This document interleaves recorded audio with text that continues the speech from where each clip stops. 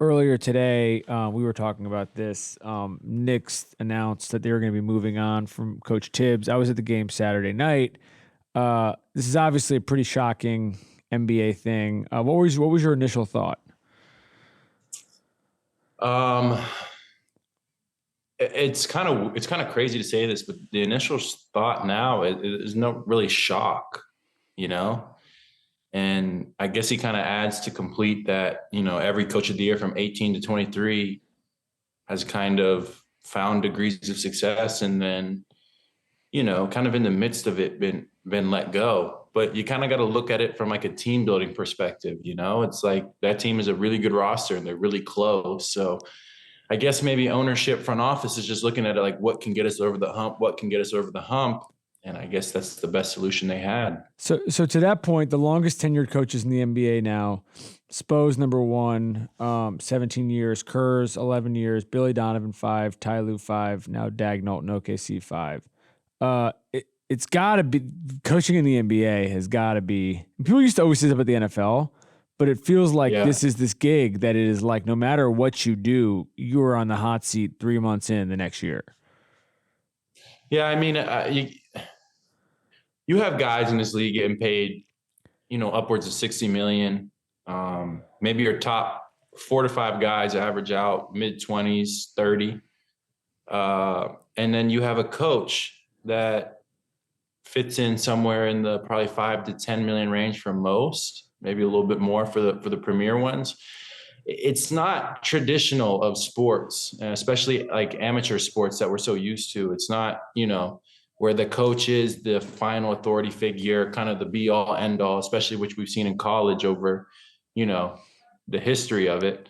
They're kind of, I think the way these teams look at it is like they're interchangeable pieces, just like players are interchangeable pieces.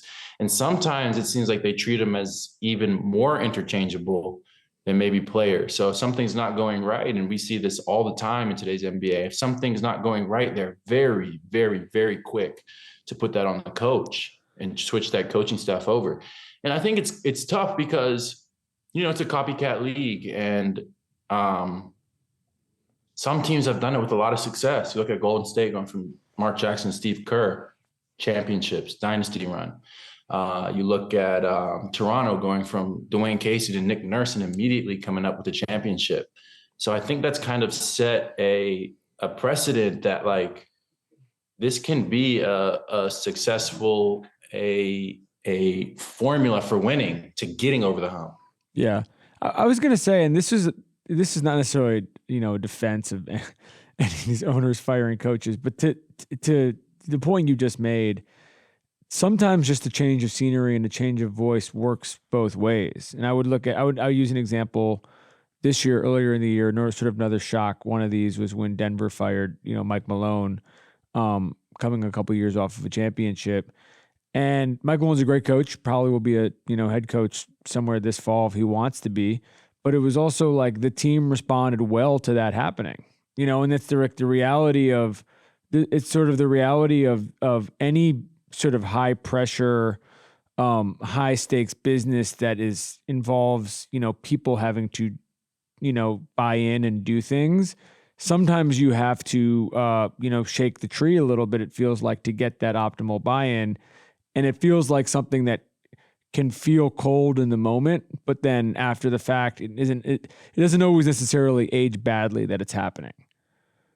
Absolutely. And I'm not really a fan of it either. I think it's like a lot of the times, especially recently, I feel like it's been premature. It's been, like bringing in a new coaching staff is very hit or miss with your group, especially when you're a team that's knocking on the door, that's right there, that just needs a little push over the top. It doesn't always make sense to me why you go in a completely different direction. Like think of all the how much of their program, how much of their identity they've built out over the years, then how much it's going to take for them to just kind of start that over with a new coach. To me, I don't really see the upside in it, maybe as much as the people who are making decisions do. But you're right, man. It's the reality of the NBA we're in today.